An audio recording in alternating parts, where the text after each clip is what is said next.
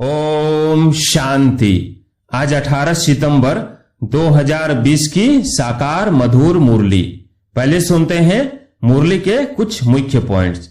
बाप कहते हैं सिर्फ अपने स्वधर्म में टिको तो विकर्म विनाश हो जाएंगे। स्वधर्म में टिकेंगे तो शांति हो जाएगी। तुम हो ही एवर शांत बाप के बच्चे, यह वर्षा उनसे मिलता है।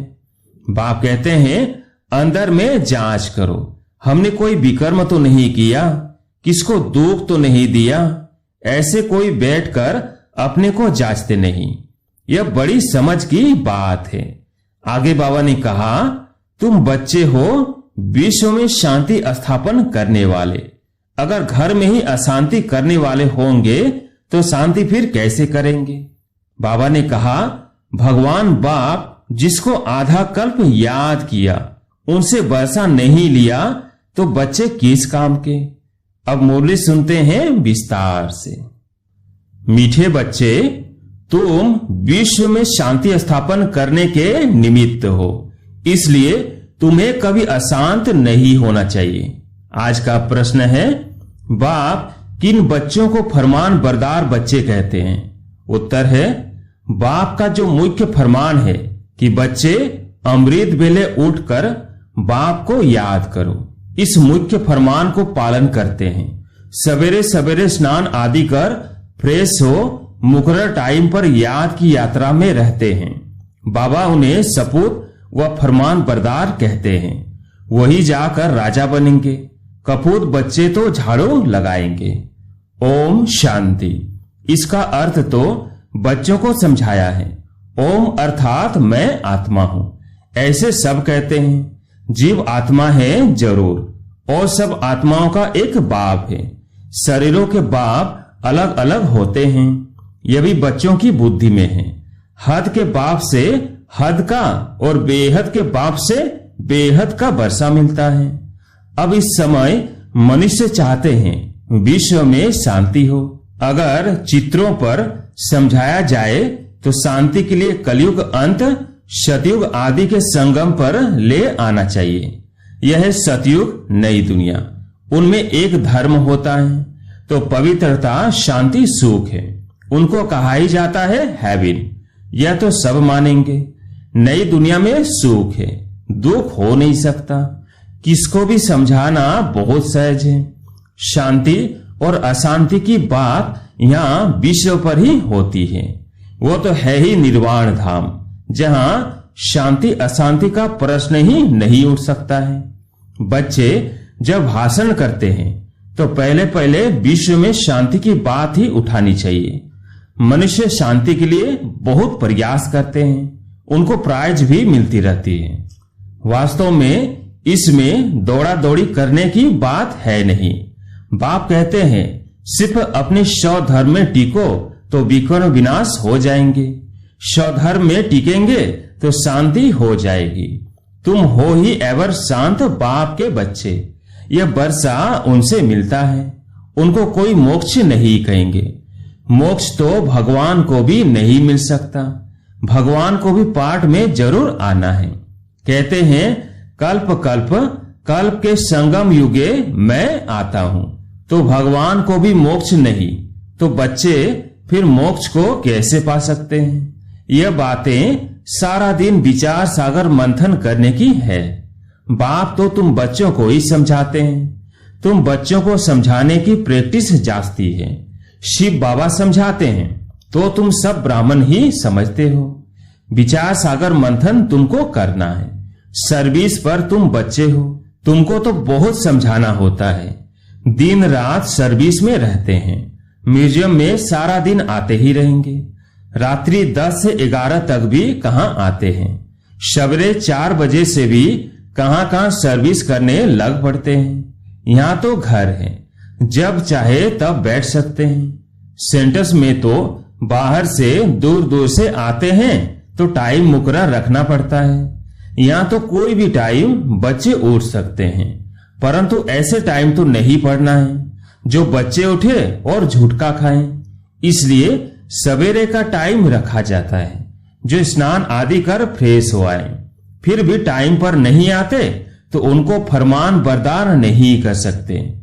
लौकिक बाप को भी सपूत और कपूत बच्चे होते हैं ना, बेहद के बाप को भी होते हैं। सपूत जाकर राजा बनेंगे, कपूत जाकर झाड़ू लगाएंगे। मालूम तो सब पड़ जाता है ना। कृष्ण जन्माष्टमी पर भी समझाया है, कृष्ण का जन्म जब होता है तब तो स्वर्ग है, एक ही राज्य होता है, विश्व में शांति है। स्वर्ग में बहुत थोड़े मनुष्य होंगे, वो है ही नई दुनिया, वहां अशांति हो नहीं सकती।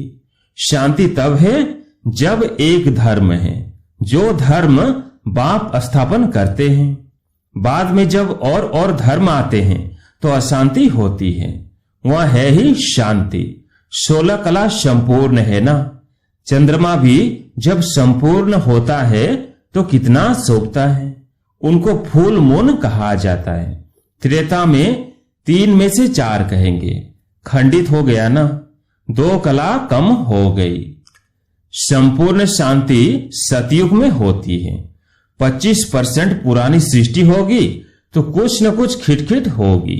2 कला कम होने से शोभा कम हो गई। स्वर्ग में बिल्कुल शांति, नरक में है बिल्कुल अशांति।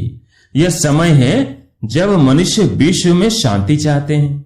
इनसे आगे यह आवाज नहीं था कि विश्व में शांति हो। अभी आवाज निकला है, क्योंकि अब विश्व में शांति हो रही है। आत्मा चाहती है कि विश्व में शांति होनी चाहिए। मनुष्य तो देह अभिमान में होने कारण सिर्फ कहते रहते हैं विश्व में शांति हो। 84 जन्म अब पूरे हुए हैं। यह बाप ही आकर समझाते हैं, बाप को ही याद करते हैं। वह कभी किस रूप में आकर स्वर्ग की स्थापना करेंगे। उनका नाम ही है हेवनली गॉड फादर। यह किसको भी पता नहीं है हेवन कैसे रचते हैं। श्री कृष्ण तो रच न सके, उनको कहा जाता है देवता। मनुष्य देवताओं को नमन करते हैं, उनमें दैवी गुण हैं, इसलिए देवता कहा जाता है। अच्छे गुण वाले को कहते हैं ना, यह तो जैसे देवता है। लड़ने झगड़ने वाले को कहेंगे यह तो जैसे असुर हैं। बच्चे जानते हैं हम बेहद के बाप के सामने बैठे हैं, तो बच्चों की चलन कितनी अच्छी होनी चाहिए।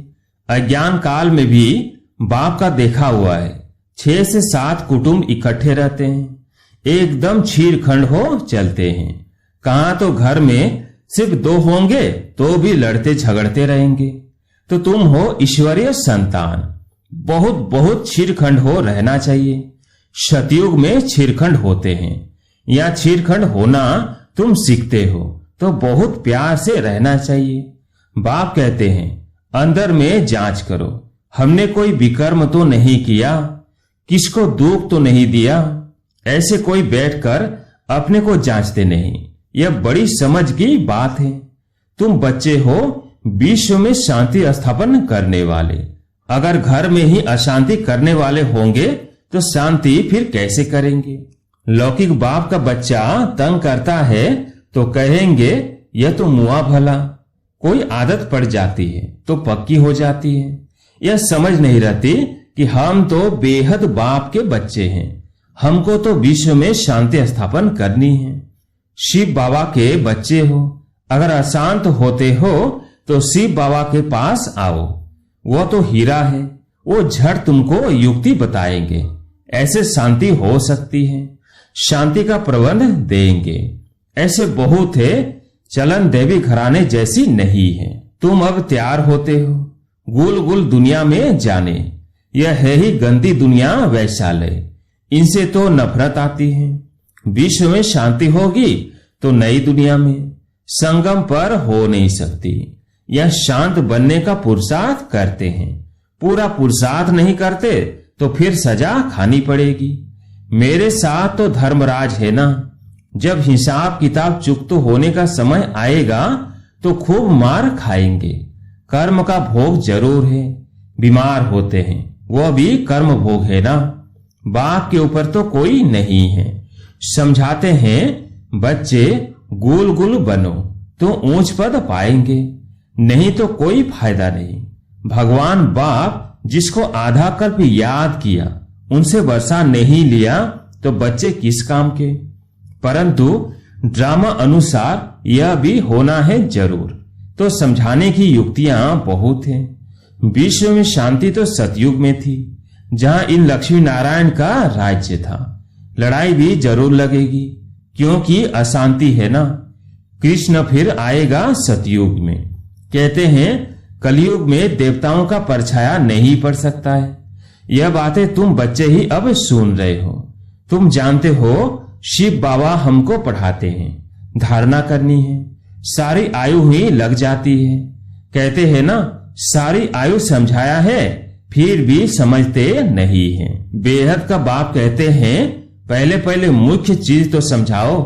ज्ञान अलग और भक्ति अलग चीज है। आधा कल्प है दिन, आधा कल्प है रात। शास्त्रों में कल्प की आयु ही उल्टी लिख दी है, तो आधा आधा भी हो नहीं सकते। तुम्हारे में कोई शास्त्र आदि पढ़े हुए नहीं है तो अच्छे हैं, पढ़े हुए होंगे तो संशय उठाएंगे, प्रश्न पूछते रहेंगे। वास्तव में जब वानप्रस्थ अवस्था होती है तब भगवान को याद करते हैं, कोई न कोई की मत से। फिर जैसे गुरु सिखलाएंगे, भक्ति भी सिखलाते हैं। ऐसे कोई नहीं जो भक्ति न सिखलाए। उनमें भक्ति की ताकत है, तब तो इतने फॉलोअर्स बनते हैं। फॉलोअर्स को भक्त पुजारी कहेंगे। यह सब है पुजारी, वहां पुजारी कोई होता नहीं। भगवान कभी पुजारी नहीं बनता। अनेक पॉइंट से समझाई जाती है। धीरे धीरे तुम बच्चों में भी समझाने की ताकत आती जाएगी। अभी तुम बतलाते हो कृष्ण आ रहा है, सतयुग में जरूर कृष्ण होगा, नहीं तो वर्ल्ड की हिस्ट्री ज्योग्राफी कैसे रिपीट होगी। सिर्फ एक कृष्ण तो नहीं होगा, यथा राजा रानी तथा प्रजा होगी ना। इनमें भी समझ की बात है। तुम बच्चे समझते हो, हम तो बाप के बच्चे हैं। बाप वर्षा देने आए हैं। स्वर्ग में तो सभी नहीं आएंगे, न त्रेता में सब आ सकते हैं।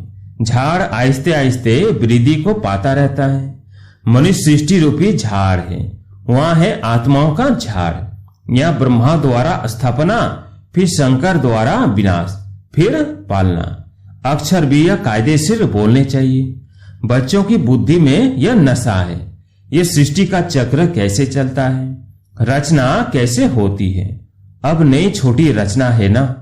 यह जैसे बाजोली है, पहले शूद्र है अनेक, फिर बाप आकर रचना रचते हैं। ब्रह्मा द्वारा ब्राह्मणों को, ब्राह्मण हो जाते हैं चोटी। चोटी और पैर आपस में मिलते हैं। पहले ब्राह्मण चाहिए।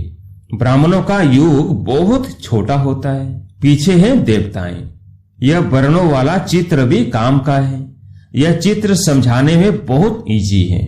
वैरायटी मनुष्यों को वैरायटी रूप है। समझाने में कितना मजा आता है। ब्राह्मण जब है तो सब धर्म है। शूद्रों से ब्राह्मणों का सैंपलिंग लगता है।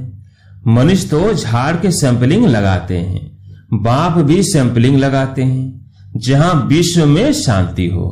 अच्छा, मीठे मीठे सिकिलधे बच्चों प्रति माता पिता बाप दादा का याद प्यार और गुड मॉर्निंग। रूहानी बाप की रूहानी बच्चों को नमस्ते।